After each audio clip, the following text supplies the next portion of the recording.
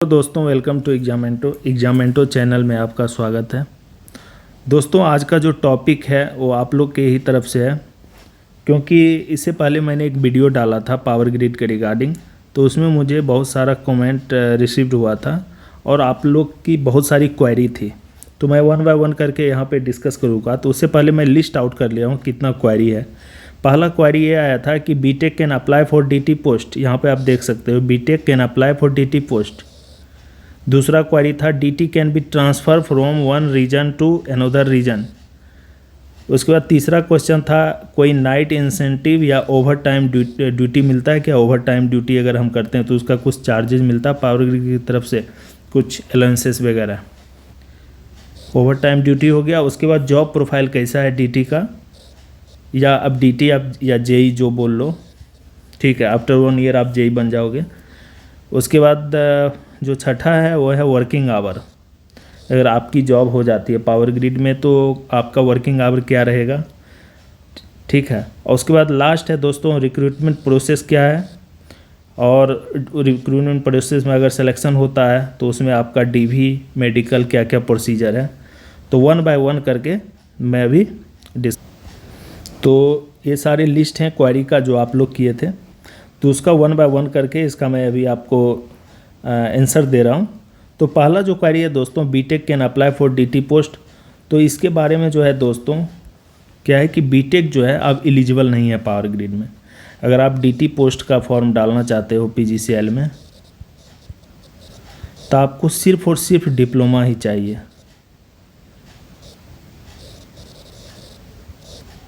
Suppose करो कि आप डिप्लोमा भी किए हो अब प्लस आपके पास डिग्री भी है, तो उसमें क्या होता है दोस्तों जब फॉर्म भरने का टाइम होता है तो उसमें बहुत कैंडिडेट ये सोचता है कि मैं जो डिग्री मेरे पास है, अगर बीटेक किए हो या बी जो भी डिग्री है उसको मैं हाइड कर लूँगा, कभी दिखाऊंगा ही नहीं पावर ग्रिड में। वो चुपके से फॉर्म डाल देता है। जब उसका सिलेक्शन हो जाता है, जब डीवी के लिए जाता है दोस्तों, तो डीवी टाइम में तो आप क्योंकि डिग्री लेके नहीं जाओगे, तो आप सिर्फ डिप्लोमा लेके जाओगे, तो उस समय तो आपका सिलेक्शन हो जाएगा, उसमें दिक्कत नहीं है। उसके बाद दोस्तों क्या होगा कि जब आपका वेरिफिकेशन होगा, वो कॉल पे वेरिफिकेशन होगा, बहुत तरह का वेरिफिकेशन होता है पावर ग्रिड में, तो उस समय कहीं न कहीं आप निश्चित तौर पे पावर ग्रिड के नज़र में आ जाओगे। तो उस समय क्या होगा दोस्तों, आपको एलिमिनेट कर देगा, वहाँ से जॉब से निकाल देगा, सस्पेंड कर देगा, मोस्टली रिजेक्ट ही कर देता है। ऐसा हुआ है दोस्तों, एक कैंडिडेट के साथ ऐसा हुआ है, जो पिछला बैच था उसमें आया था, और क्योंकि मैं भी उस समय पावर ग्रिड में ही था, तो उस समय क्या हुआ था कि उसका जो पोस्टिंग था फतेहगढ़ 2 में था, उस लड़के का फतेहगढ़ 2, वो इलेक्ट्रिकल से ही था। फतेहगढ़ 2 जो है जैसलमेर के आसपास एक सब स्टेशन है, पावर ग्रिड का कोई सब स्टेशन था, तो उसी में उसकी पोस्टिंग थी। तो क्या हुआ था दोस्तों, वो तो बीटेक भी किया था, लेकिन ये क्या किया था कि डिग्री को हाइड कर लिया था, तो उसका सिलेक्शन हो गया था और उसको ट्रेनिंग के लिए भेज दिया था। तो उसका जो ओजीटी था, जब आपका ट्रेनिंग कंप्लीट हो जाता, मैं एक एक करके वो बताऊंगा क्या है प्रोसेस। ओजीटी बोलते हैं ऑन जॉब ट्रेनिंग। ओजीटी के लिए जब उसको भेजा था फतेहगढ़ 2 सब स्टेशन, और वो इलेक्ट्रिकल का ही बंदा था, तो वो लगभग 1 मंथ के आसपास वहाँ पे रुका भी था। तो उसको एचआर से कॉल आया कि क्या आपने बीटेक किया है, क्योंकि एचआर को पता चल गया होगा कहीं। तो क्या होता है दोस्तों, अगर आप कुछ भी गलत करते हो, ठीक है, और सडनली आपको कोई पूछ ले कि क्या आपने किया है, तो आप ज़रूर बोल दीजिएगा कहाँ किए हैं। और ख़ास करके आप अगर बीटेक किए हो, आपने अपना 4 साल इन्वेस्ट किया है, पढ़ाई की है, तो इस चीज़ को आप मतलब इतना आसानी से नहीं छुपा सकते हो। तो एचआर से कॉल आया था, तो उस समय वो साइट पे ही था, तो पूछा कि आपने बीटेक किया, तो बोल दिया हाँ मैं किया हूँ। उसके बाद फिर उस पर इंक्वायरी बैठ गया पूरा, फिर से डॉक्यूमेंट चेक हुआ, बाद में वो पाया गया कि वो रियल में बीटेक किया है। और क्या है कि दोस्तों इसमें कुछ प्रोसीजर भी है जो पावर ग्रिड फॉलो करता है। अगर आप नहीं भी बताओगे आप बीटेक, आप डिग्री फाड़ के फेंक दो, ठीक है, और आप भूल भी जाओ, तब पर भी पावर ग्रिड पता कर लेगा, कोई रिसोर्सेस है या जो भी हो उसके थ्रू पता कर लेगा कि आप डिग्री किए हो। तो इसलिए इसमें सिर्फ वही फॉर्म डाल सकता है डीटी पोस्ट के लिए जो सिर्फ डिप्लोमा किया है। जो डिप्लोमा प्लस डिग्री दोनों किया है वो नहीं डाल सकता है। तो इसलिए पहला क्वेश्चन का जो आंसर है दोस्तों यही है कि उसमें सिर्फ और सिर्फ डिप्लोमा ही डाल सकता है। अब दूसरा क्वेश्चन की बात करें। दूसरा क्वेश्चन जो है DT can be transfer from one region to another region. ये क्वेश्चन बहुत ही इंपॉर्टेंट है दोस्तों। डीटी जो होता है, सपोज करो कि आपने NR1 रीजन से फॉर्म डाला और आप चाहते हो कि NR2 रीजन आ जाए, तो NR1 से NR2 जाने में आपको मिनिमम 10 ईयर लगेंगे, 10 ईयर प्लस लगेंगे, उससे ज़्यादा लगेंगे। दोस्तों क्या होता है कि अगर आपका selection as a DT post होता है तो आपको रीजन, क्योंकि अभी जो वैकेंसी आई है दोस्तों वो लगभग 211 वैकेंसी है टोटल, तो इसमें रीजन वाइज अलग अलग है। सपोज करो कि NR1 रीजन है तो NR1 रीजन से आप फॉर्म डाल रहे हो, या जो भी रीजन है, आप जो भी रीजन सेलेक्ट किए हो वो आपके ऊपर है। मैं एग्जांपल के तौर पे बोलता हूँ कि NR1 रीजन है। NR1 रीजन में कि सपोज करो कि 45 सीट है, 45 वैकेंसी है, ठीक है, और आपने फॉर्म डाला, आपका सिलेक्शन हो गया, आपका फाइनल सिलेक्शन हो गया, ठीक है, आपका रिटेन भी अच्छा गया, रिटेन में आपका रैंक अच्छा आ गया, उसके बाद DV हुआ, फिर मेडिकल हुआ, तो आपका सिलेक्शन हो गया। तो सिलेक्शन हो गया तो आपको NR1 रीजन में आपने अप्लाई किया तो NR1 रीजन में ही आपको पोस्टिंग मिलेगी। NR1 रीजन में कहाँ कहाँ, जैसे दोस्तों NR1 रीजन की बात करूँ तो राजस्थान है, फिर आपका कुछ दिल्ली का पार्ट है, फिर उत्तराखंड का कुछ पार्ट है, और कुछ हरियाणा है, इस तरह से। तो यहीं इसी लोकेशन पे आपको पोस्टिंग मिलेगी। तो क्या होता है दोस्तों, सपोज करो कि आपको राजस्थान में कहीं पे कोई सब स्टेशन है पावर ग्रिड का ग्रिड सब स्टेशन में, वहाँ पे आपकी पोस्टिंग हो गई। तो आपका जो है पावर ग्रिड में ऐसा होता है कि जैसे कोई भी डीटी है तो उसको OGT के लिए जहाँ पे भेजता है, जो 1 साल की ट्रेनिंग होती है दोस्तों, ऑन जॉब ट्रेनिंग उसको बोलते हैं, जो 1 साल की ट्रेनिंग होती है, तो उसी लोकेशन पे ट्रेनिंग आपका कंप्लीट होने के बाद उसी लोकेशन पे आपको कंफर्म किया जाता है JEE पोस्ट के लिए, ठीक है। आप JEE बन जाते हो। 1 ईयर ट्रेनिंग करने के बाद जो इंटरव्यू होती है, इंटरव्यू होने के बाद एक लिस्ट आती है, तो उस पर आपको फुल सैलरी जो बेसिक है उस पर जितने भी पर्क हैं और जितने भी अलाउंसेस हैं वो मिलना स्टार्ट हो जाता है आफ्टर 1 ईयर। तो आप उसी लोकेशन पे आप रहोगे 3 से 4 साल। 1 साल तो ट्रेनिंग का आपका हो गया, और 3 से 4 साल लगभग आप 5 ईयर्स तक आप उसी लोकेशन पे रहोगे। मैं एग्जांपल के लिए अगर बोलूं कि आपका जो है, सपोज करो कि आपका सीकर में कोई सब स्टेशन है, सीकर में कोई सब स्टेशन है पावर ग्रिड का, वहाँ पे आपको पोस्टिंग मिल गई OGT के लिए, ठीक है। तो वहाँ पे आपको 5 ईयर इंक्लूडिंग ट्रेनिंग, या 4 ईयर जो भी हो सकता है, 4 से 5 ईयर रहना ही पड़ेगा, वहाँ पे रहना। उसके बाद दोस्तों क्या है कि पावर ग्रिड में वो ट्रांसफ़र अगर कर दे तो ठीक है, तो आप रिक्वेस्ट कर सकते हो। पावर ग्रिड का इंट्रानेट करके एक पोर्टल है, इंट्रानेट, उसमें एम्प्लॉय का पूरा बायोडाटा रहता है, ठीक है। उसमें सैलरी स्लिप, जितने भी फैसिलिटी, आपका मेडिकल फैसिलिटी, लीव लगाना, आप इंट्रानेट करके एक है पावर ग्रिड का अपना, ठीक है। तो वहाँ पे आप ये सब चीज़ कर सकते हो। तो वहाँ पे ट्रांसफ़र रिक्वेस्ट आता है, ट्रांसफ़र रिक्वेस्ट TR, तो ट्रांसफ़र रिक्वेस्ट में जाकर आप रिक्वेस्ट डाल सकते हो। जब आपका कंप्लीट हो जाता है तब जाके आपको फिर वहाँ से ट्रांसफ़र करके NR1 रीजन में ही कहीं दूसरे लोकेशन पे डालेगा आपको। तो आप कहाँ पे रहिएगा, एक रीजन में ही रहिएगा, भले आपका लोकेशन अलग अलग, ग्रिड सब स्टेशन आपका अलग अलग चेंज हो जाएगा। और जैसे कि एक रीजन से दूसरे रीजन अगर आप ट्रांसफ़र लेना चाहते हो, जैसे मैं क्या बोल रहा था कि यहाँ से अगर एक रीजन से दूसरे रीजन जाना चाहते हो तो एक ही शर्त है दोस्तों, उसमें आपको JEE से एग्जीक्यूटिव बनना पड़ेगा,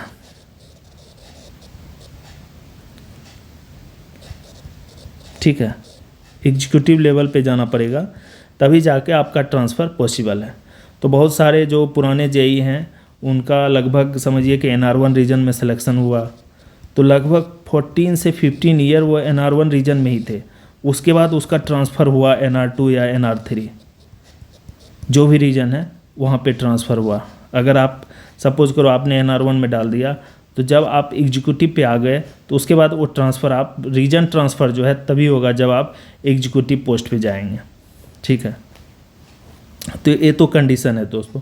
तो इसलिए जो ये सोचते हैं कि अगर पावर ग्रिड में हो जाता है तो मेरा रीजन, अगर NR1 से फॉर्म डालता हूँ तो मैं NR3 या अपने घर के पास चला जाऊँगा, ऐसा कुछ भी नहीं दोस्तों। आपको बहुत टाइम देना पड़ेगा पावर ग्रिड में।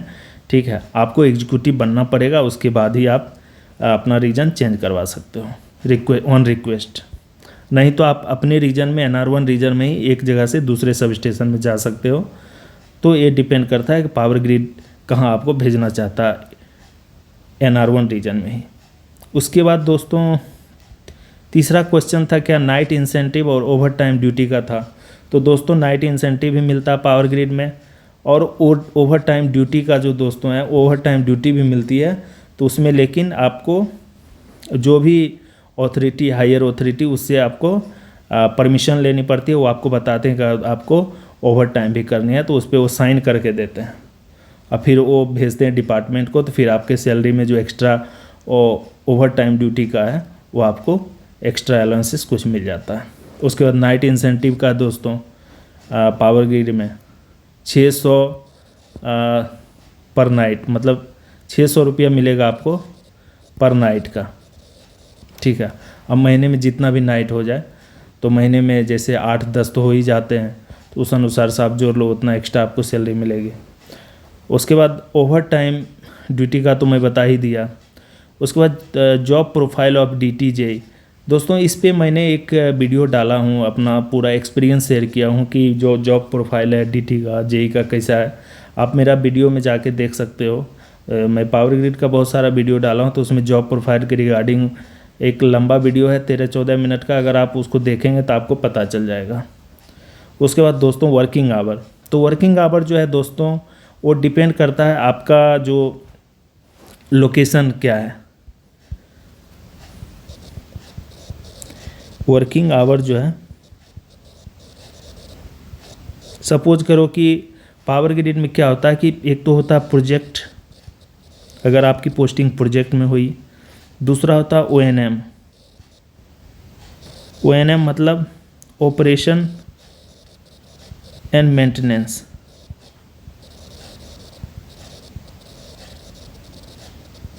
उसके बाद प्रोजेक्ट में क्या होता है, प्रोजेक्ट में होता है ग्रिड सब स्टेशन। अगर ग्रिड सब स्टेशन कोई बन रहा है उस प्रोजेक्ट में हुआ, या आपका TLC ट्रांसमिशन लाइन कंस्ट्रक्शन कोई प्रोजेक्ट है अगर उसमें हुआ, या ट्रांसमिशन लाइन मेंटेनेंस TLM में हुआ, तो इस तरह का अलग अलग है।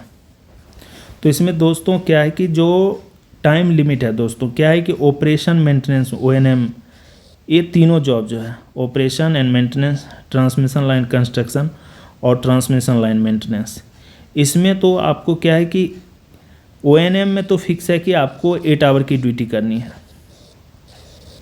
ठीक है, इसमें आपको एक्स्ट्रा कुछ भी नहीं कि आपको एक्स्ट्रा ज़्यादा टाइम तक रुकना पड़ेगा, ऐसा कुछ नहीं है। आपका जो ड्यूटी होगा वो आपको 8 आवर्स की होगी, जो भी शिफ्ट रहेगा आपका। अगर नाइट शिफ्ट है नाइट, अगर मॉर्निंग है मॉर्निंग। ठीक है, अगर दोपहर के टाइम है तो दोपहर का जो भी है टाइम, आपको 8 घंटे की ड्यूटी करनी है, जो ऑपरेशन और मेंटेनेंस में होगा। जैसे ग्रिड सब स्टेशन जो भी होता है तो उसमें ऑपरेशन और मेंटेनेंस का एक शेड्यूल होता है, क्योंकि पावर ग्रिड में इतने सारे इक्विपमेंट रहते हैं, सबका शेड्यूल रहता है मेंटेनेंस की। ट्रांसफार्मर का कितने दिनों में मेंटेनेंस करेंगे, जितने भी ब्रेकर होते हैं उसका मेंटेनेंस कितना दिन में करना है, आइसोलेटर का कितना देर में करना है, रिएक्टर का, टेस्टिंग का, हर चीज़ का एक एक चीज़ का टेस्टिंग होता है। तो सबका एक प्रिवेंटिव मेंटेनेंस होता है, सब शेड्यूल बना रहता है। उसके लिए शट डाउन लेना पड़ता है, प्रॉपर परमिशन लेना पड़ता है CCPC से। इसके रिगार्डिंग एक वीडियो आपको हम अवेलेबल करवाएंगे खुद। इस पे एक लंबा सा वीडियो बनाएंगे, क्योंकि इसमें बहुत ज़्यादा टाइम लगेगा इस पूरा एक्सप्लेन करने में। उसके बाद दोस्तों ट्रांसमिशन लाइन मेंटेनेंस जो है ये, क्योंकि TLM जो है ट्रांसमिशन लाइन आप देखते ही हो कि वो पूरा ओपन एरिया रहता है, तो उसमें आपको मतलब नाइट ड्यूटी तो बहुत मुश्किल हो जाती है। तो इसलिए वो डे में ही काम जो भी होता है डे में ही होगा। TLC प्रोजेक्ट भी डे में ही काम होता है, नाइट में तो पॉसिबल ही नहीं है।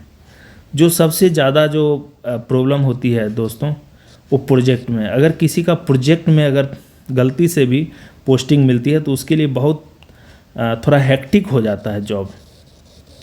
मतलब इतना हेक्टिक कि आप खुद टाइम नहीं निकाल पाओगे, आपको PGCIL के लिए ही समर्पित रहना पड़ेगा दोस्तों। तो क्योंकि मैं भी प्रोजेक्ट में ही था तो मुझे पता है कि वहाँ पे कितना हेक्टिक था। मतलब आप मतलब ये तो भूल जाओगे कि आपको 8 आवर की ड्यूटी है, मे भी हो सकता है आपकी 24 आवर भी हो जाए। मैं तो 36 आवर भी रहा हूँ सब स्टेशन में, और डे और नाइट काम किया हूँ। तो ये डिपेंड करता है कि आपका कौन सा प्रोजेक्ट मिलता है, या ONM मिलता है, या TLC मिलता है, या TLM मिलता है। तो TLC और TLM में दोस्तों अलाउंसेस में मिल जाती है इसमें, ठीक है। और दोनों अच्छा है, क्योंकि इसमें क्या है दोस्तों, TLC और TLM में आपको सीखने को बहुत कम चीज़ मिलेगा। अगर आप प्रोजेक्ट में जाते हो, कि अगर आप ईगर टू लर्न, मतलब आप सीखना चाहते हो, ठीक है, एक ग्रिड को बनते हुए, एक ग्रिड सब स्टेशन को बनते हुए, इतना मेगावाट जनरेशन होता है, सोलर प्लांट या जो भी प्लांट आसपास है, उसको कैसे वहाँ से उस पावर को इवैक्यूएट करके ग्रिड से कनेक्ट किया जाता है, फिर उस ग्रिड से दूसरे जगह 200-400 किलोमीटर दूर भेजा जाता है। तो आपको यहाँ पे सीखने के लिए बहुत सारा चीज़ मिलेगा अगर आपकी पोस्टिंग प्रोजेक्ट में होती है। उसके बाद मैं बात करूँ दोस्तों रिक्रूटमेंट प्रोसेस की, तो रिक्रूटमेंट प्रोसेस तो आप लोग को पता ही होगा, एडवर्टाइजमेंट में सारा चीज़ मेंशन्ड है। तो रिक्रूटमेंट प्रोसेस में रिटेन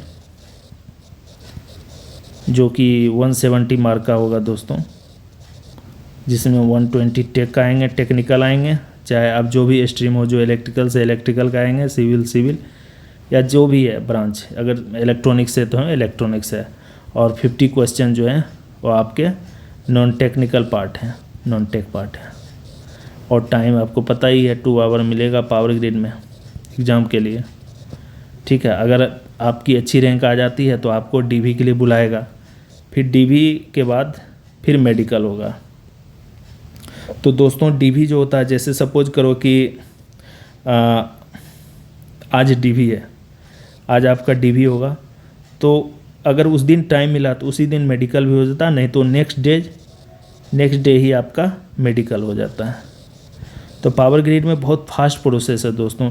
जिस दिन फाइनल रिजल्ट आया, समझिए कि उसके बाद आपको 1 सप्ताह का टाइम है, 1 सप्ताह में ही आपको सारा चीज़ करके मतलब आपको DV करेगा, फिर मेडिकल करेगा, फिर मतलब उसी दिन ज्वाइनिंग भी दे देगा, ट्रेनिंग के लिए भेज देगा, ठीक है। जब आपका रिजल्ट होगा तो उसमें सारा डिटेल आपको मेंशन रहेगा, कितना दिन का क्या टाइम मिलता है।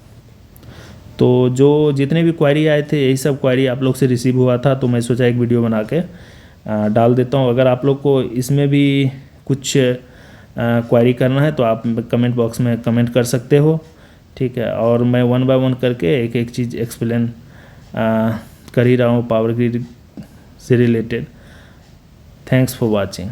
और जो भी मेरे इस YouTube चैनल पे नए, कृपया करके सब्सक्राइब कर लीजिए, ताकि मुझे मोटिवेशन मिलेगा तो मैं अच्छा वीडियो बना के और आप लोग को अच्छा इन्फॉर्मेशन पहुंचा सकूं। Thanks for watching.